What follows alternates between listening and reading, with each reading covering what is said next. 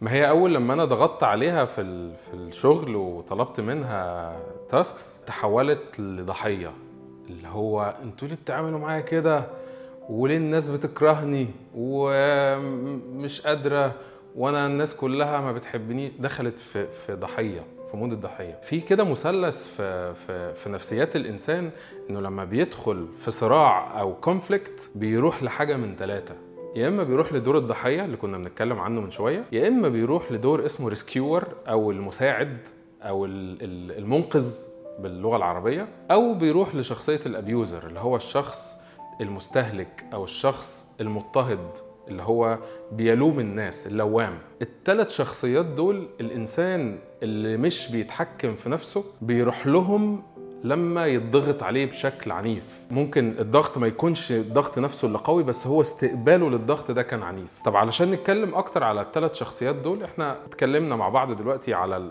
شخصية الضحية بالمثال البنت دي. في شخصية اللي هي المنقذ دي. المنقذ ده اللي هو بيبقى علشان يدافع عن نفسه وما يحسش بالقلق والتوتر يقوم عامل اي حاجة، يساعد الناس، يطبطب على الناس.